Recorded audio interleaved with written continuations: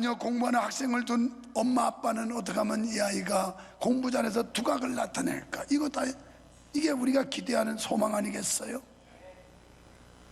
자, 우리는 그런 열매도 반드시 맺어야 되지만 하나님 앞에 기도의 열매, 감사의 열매, 찬양의 열매, 봉사의 열매, 예배의 열매, 이런 열매도 주렁주렁 풍성히 맺으시기를 축원합니다. 1장에서 4장까지 내용들은 유다와 이스라엘이 어떤 못된 죄를 졌나, 하나님 앞에서 얼마만큼 배은망덕했나, 이런 데 대해서 쭉 설명을 했어요. 그러다가 5장에 오면서 여기서는 포도원의 노래가 나와요. 여기 5장을 보통 포도원 노래라 이렇게 하는데, 여러분 가지신 성경에도 보면 거기에 제목이 이렇게 붙어 있을 거예요. 포도원 노래 이렇게 나와 있습니다. 그러면서 내용인즉, 좋은 밭에다 극상품 포도나무를 심었는데 가을에 열매를 맺었는데 이게 들포도가 맺었다는 거예요.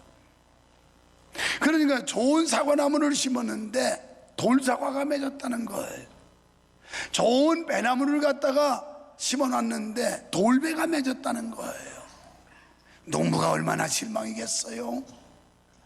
과원지기가 얼마나 섭섭했겠어요? 열심히 땅을 팠고 돌을 주워내고, 그리고 거기 잡목을 제거하고 잡초를 제거하고, 그래서 때마다 거름도 주고 소독도 해주고, 그 다음에 울타리를 따가지고 거기에 여타 짐승들이 와서 짓밟지 못하도록 지켜줬고 보호했고 이랬는데, 결정적으로 열매는 들포도, 돌배, 돌사가 맺었다. 그래서 거기에 대한 실망감을 표출하는 게 오늘 5장의 내용들이에요. 여러분, 여기 하나님께서는 이스라엘을 통해서 비유로, 그러니까 이 포도라고 하는 거, 이스라엘 사람들의 그들의 그 농업 문화 속에 포도는 아주 밀접한 관계가 있어요. 그래서 포도주라는 그런 단어도 많이 나오지 않습니까? 비유로 말씀하고 있는 거예요. 이 말씀은 지금 비유적인 말씀인데, 여러분 마태복음 13장에 보면 예수님께서도 비유로 말씀하셨어요. 그래서 천국은 이러면서 여러 모양의 천국을 비유로 설명하면서 천국을 소개해 주고 있어요. 본문에서 이사야는 이스라엘 사람들의 생활 수단이었던 포도원의 비유를 들어서 진리의 말씀을 설파하고 있습니다. 여러분, 오늘 우리는 포도원의 노래를 통하여 이스라엘 백성을 향한 하나님의 사랑이 어떠했는가, 또 그 사랑을 배반한 이스라엘에 대한 하나님의 계획이 무엇인지에 대해서 나누려고 합니다. 먼저 하나님은 당신의 백성을 지극히 사랑하신다는 거예요. 하나님께서 이스라엘과 유다만 사랑한 게 아니라 오늘 여기 나와 있는 여러분과 나를 지극히 사랑하시는 줄 믿습니다. 무지무지하게 사랑하신다는 거예요. 하나님께서는 기름진 산에 젖과 꿀이 흐르는 각종 좋은 것들이 풍성하여 풍요롭고 안락한 환경을 꾸며 놓으셨습니다. 땅을 파서 잡목과 잡초를 제거했고 극상품 나무를 갖다 심었습니다. 그러니까 이스라엘 백성들이 극상품 포도나무라는 거예요. 왜요? 그 수많은 민족 가운데 하나님께서 샘플로 이스라엘 민족을 선택해서 하나님의 역사, 하나님의 뜻을 나타내셨거든요. 그래서 그들을 갖다가 옮겨다 심어 놨다는 거예요. 하나님은 거친 빈들을 경작하여 훌륭한 포도밭을 개간하여 좋은 포도나무를 심는 것처럼 이스라엘이라는 포도나무를 부지런히 재배해 오셨어요.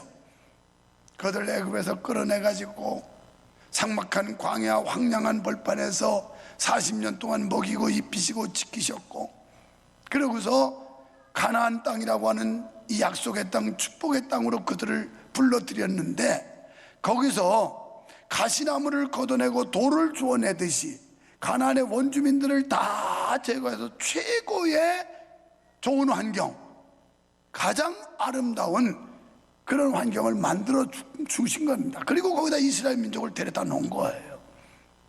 그랬으면 하나님 앞에 감사하고 만족하고 기뻐해야 되는 거 아니겠어요? 근데 그렇지는 않아요. 에덴 동산에서 아담과 하와가 하나님이 금기시했던 선악과를 먹은 게 먹을 게 없어서 먹었나요? 그 선악과를 먹지 않으면 굶어 죽을 것 같아서 먹었을까요? 그 동산에 그거 아니라도 아주 풍부한 풍요로운 환경을 만들어 줬는데도 거기에 만족할 줄 모르고 거기에 감사할 줄 몰랐던 거예요. 그래서 결국 하나님의 법을 어기게 된 겁니다. 오늘 우리가 새해를 맞이해서 하나님의 은혜를 깨닫지 못하고 하나님의 사랑을 느끼지 못하고 하나님이 주신 축복에 대해서 만족할 줄 모르고 감사할 줄 모르면 결국 우리는 배은망덕자가 되기 쉽습니다. 이스라엘이 하나님의 은혜를 망각하니까 배은망덕하게 된 거예요. 하나님은 2절에서 좋은 포도나무를 심기 위해 땅을 파서 돌을 골라내기까지 하셨습니다. 이 말씀은 당신의 백성의 보금자리를 위해 가나안의 원수들을 다 쫓아내셨다는 거예요. 그리고 거기에다가 이스라엘을 지켜주기 위해 망대를 세웠다는 겁니다. 여러분, 하나님의 보호하심과 인도하심 속에 오늘 여기까지 우리가 살아온 줄로 믿어지시면 아멘 합시다. 이게 하나님의 은혜예요. 그래서 우리의 고백 속에는 하나님의 은혜입니다. 주님의 은혜입니다. 이게 그냥 입에 아주 배야 돼요. 입에 발려가지고 입만 열면 하나님 은혜입니다. 할렐루야. 옆에 사람 보고 하나님의 은혜입니다. 주님의 은혜입니다. 우리가 오늘 이 자리에 건재하고 있는 것도 하나님의 은혜라는 거예요. 그런데 이스라엘은 그 놀라운 사실을 알지를 못했어요. 아니, 망각했어요. 하나님의 이 엄청난 사랑에 대해서 잊어버리고 말았던 겁니다. 그러니까 하나님께서는 하나님의 임재의 저소인 성전을 이스라엘 가운데 세우시고 그들을 보호하셨습니다. 거룩한 법을 세우사 그 안에서 평안과 즐거움을 얻고 살게 하셨어요. 여러분, 법이라고 하는 건 모든 사람들이 안전하고 편리하게 살아가게 하기 위해서 법이 있는 거예요. 그냥 혼자 있으면 법이 필요 없어요. 사회가 구성될 때 법이라는 게 필요한 거예요. 질서를 잡기 위해서. 나 혼자인데 무슨 법이에요? 그냥 놀고 싶으면 놀고 먹고 싶으면 먹고 뭐 차 혼자 아무렇게나 돌고 싶으면 돌고 그냥 지멋대로 반대 방향으로 가고 싶으면 혼자인데 무슨 상관이 있어요? 그러나 다수의 공동체, 많은 사람들이 살려면 이 법이 있어야 질서가 잡히는 거란 말이죠. 하나님께서도 법을 세우셔서 그들이 안전하고 평화롭게 가나안 땅에서 살 수 있도록 이렇게 해주셨어요. 여러분, 오늘 보면 4절에 보십시오. 하나님께서 지극한 정성을 다 쏟아부었고 얼마나 많은 배려와 사랑을 주셨던지 이 이상 뭐가 부족한 게 있느냐 이렇게 반문하세요.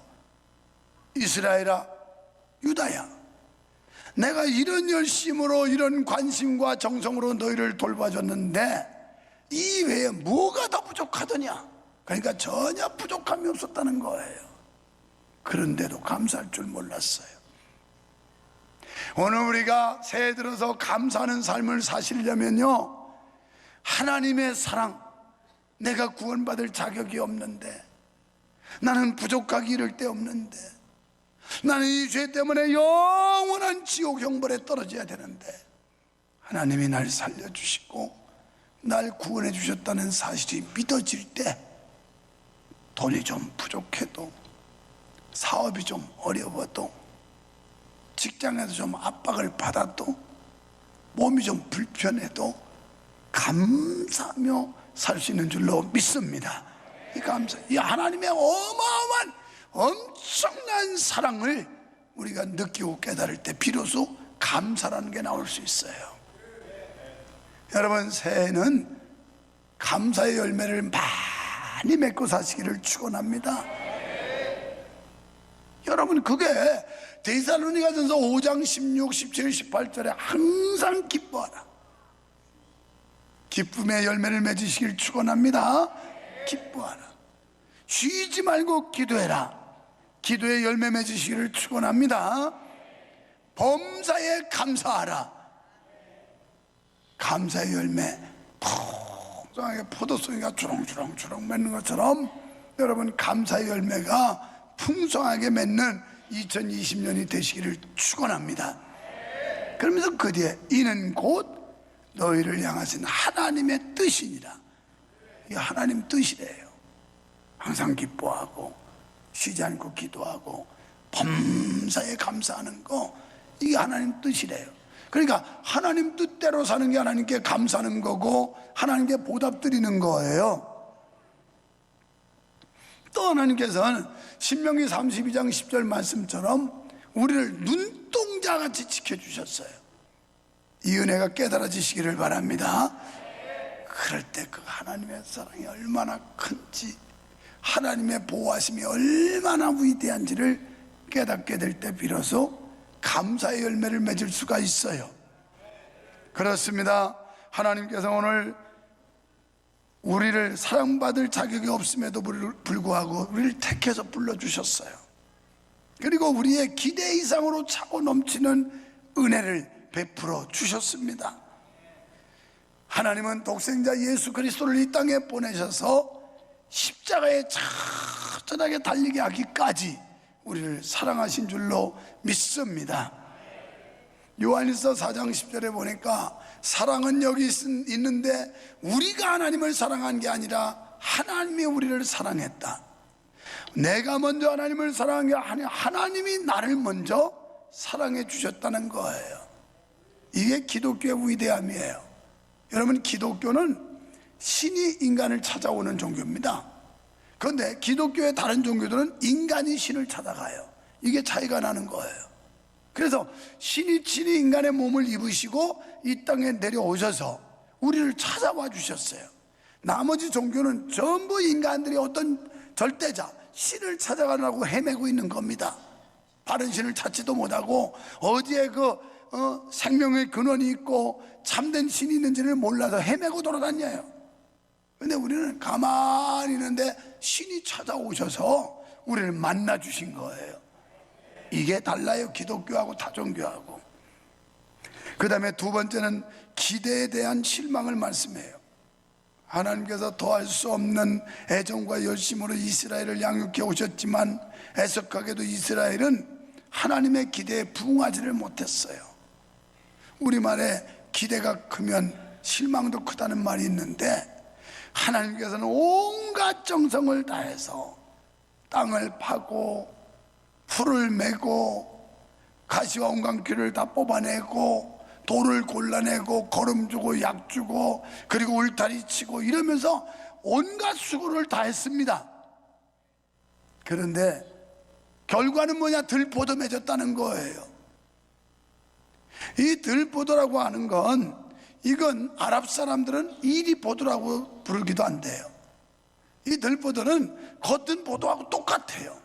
그런데 속에 독이 들었다는 거예요. 몹쓸 포도, 먹지 못할 포도, 극상품 포도를 갖다 심어놨는데 이거 아무짝에 쓸데도 없는 열매를 맺었다는 거예요. 얼마나 실망이에요. 오늘 하나님께서 우리를 부르시고 아름다운 열매 맺기를 원하시는데 우리가 엉뚱한 열매들, 악한 열매들, 이렇게 쓰지도 못하는 쓸데없는 열매, 극상품 포도나무를 갖다 심었는데 포도 열매는 안 맺고 들포도 이 포도나 맺었으니 그 농부가 얼마나 실망하였느냐, 바로 그거예요. 하나님께서 몹시 섭섭했습니다. 풀어서 이야기하자면 하나님은 이스라엘 백성들에게서 사랑과 희락과 화평과 오래 참음과 자비와 양선과 충성과 온유와 절제와 같은 좋은 열매를 기대하셨습니다. 그런데 이스라엘 백성들에게서 볼 수 있는 건 불의와 탐욕과 악의와 시기와 분쟁과 사기와 살인과 교만과 거역과 우매와 무자비와 같은 들포도만 주렁주렁 맺었던 거예요. 예레미야 2장 21절에서 내가 너를 순전한 참 종자 곧 귀한 포도나무를 심었거늘 내게 대하여 이방 포도나무에 악한 가지가 되면 어찌미뇨. 내가 좋은 거 갖다 심었는데 어떻게 이렇게 악해졌느냐. 하나님께서 우리에게 은혜 베풀어 주셨고 사랑 베풀어 주셨고 우리에게 성령을 주셨는데 어찌하여 맺은 결과 열매는 이렇게 못된 것들만 맺었느냐. 이 말씀은 똑같은 거예요. 로마서 1장 28절로 31절에 보면 악한 열매에 대해서 설명을 하면서 이 같은 일을 행하는 자는 사형에 해당된다고 그랬어요. 저주와 심판이 있다는 거예요. 오늘 7절에서 보니까 하나님은 열심히 이스라엘을 옮겨다 놓고 그들을 돌봐주셨어요. 그들을 지켜주셨어요. 그리고 그들을 양육했어요. 하나님의 기대는 공평과 의로움을 바랐지만 포악과 압제의 열매만 맺었습니다. 그러니까 이스라엘은 자신을 향해 쏟아주신 하나님의 사랑을 배반한 거예요. 2020년 하나님의 은혜를 배반하지 않기를 축원합니다.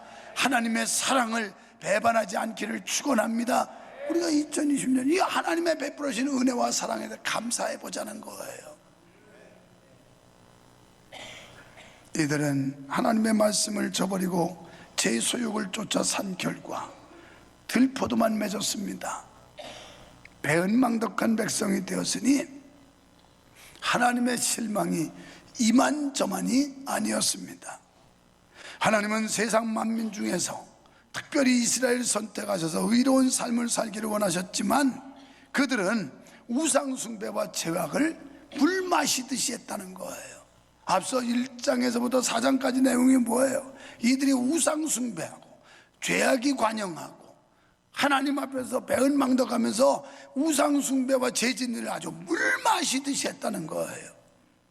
사랑하는 성도 여러분, 오늘날 우리도 이스라엘 백성들처럼 하나님의 은혜에 배은망덕한 죄를 범하고 있지는 않습니까? 셋째, 실망에 대한 하나님의 분노를 보게 돼요. 그 내용이 5절과 6절이에요. 포도원에 쏟아붓는 사랑만큼 실망이 크셨던 하나님은 포도원을 징계하시기로 결정하셨어요. 그래서 5절에서 울타리를 걷어내고 담을 헐어버렸다. 하나님이 안 지켜주겠다는 거예요. 여러분, 이렇게 되면 들짐승들이 와서 다 짓이기는 거예요. 다 망가뜨리는 거예요. 황폐화 시키는 거예요. 여러분, 2020년 하나님의 보호하심이 있어야 할 줄로 믿습니다. 내 재주로 내 방식으로 아무리 잘하겠다고 몸부림쳐도 하나님이 지켜주셔야 가능한 거예요. 하나님의 보호가 있어야 되는 겁니다.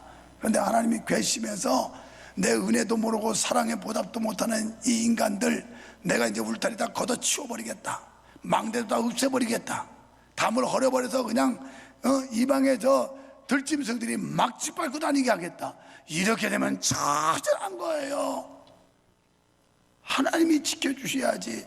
하나님이 그냥 내박쳐 놓으면 올해가 2020년이 이리 밟히고 저리 밟히고 막 짓이겨져 가지고 만신창이가 될 수도 있어요. 그것뿐인가요? 6절에 황폐해진 포도원에는 가시와 찔레만이 무성하게 되었다. 사업도 직장도 막 찔리는 것 천지야. 육체도 찔리는 것 천지야. 여러분, 올해 여러분의 육체에 찔리는 게 없어지기를 축원합니다. 이건 뭐예요? 질병이잖아요. 찔르면 병 들어봐야 아프지. 안 믿겨지면 한번 아파봐요. 그것도 보통 병도 아니고 한번 암병 한번 걸려봐요. 얼마나 힘드는지. 그런데 하나님 앞에 우리가 은혜에 은덕에 감사하면 하나님의 보호가 있고 가시와 찔레도 다 하나님이 걷어내고 울타리에서도 지켜줄 텐데 하나님의 은혜를 배은망덕하고 그리고 제멋대로 하나님과 상관없는 삶을 살면 하나님의 보호막이 다 없어진다는 거예요. 하나님이 이런 거 이 잡목들 잡초들 안 뽑아낸다는 거예요. 안 뽑아내. 여러분, 평범한 말씀이 아니에요. 이거 정말 심각한 말씀이에요. 이렇게 되면 우리는 비참해지는 거예요. 비참해. 그리고 예전 같은 단비도 안 내려주겠대요. 우리가 맨날 은혜의 단비를 먹고 살아야 되는데 하나님이 이 은혜의 단비도 안 내려준다는 거예요.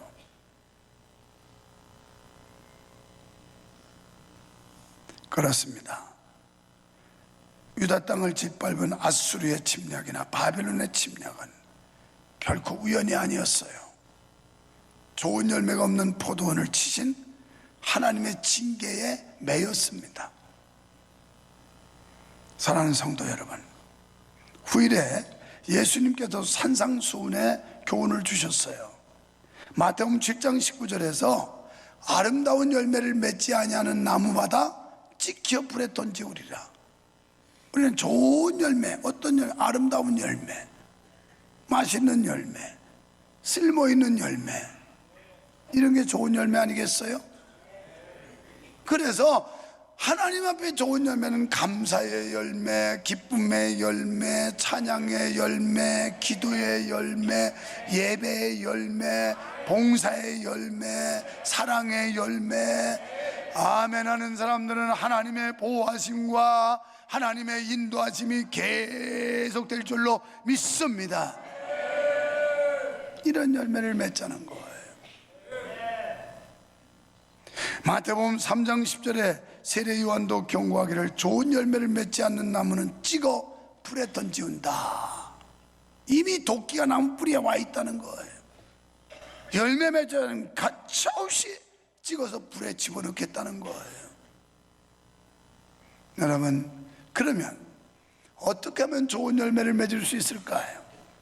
요한복음 15장 5절에 보면 나는 포도나무요 너희는 가지니 저가 내 안에 내가 저 안에 있으면 이 사람은 과실을 많이 맺나니.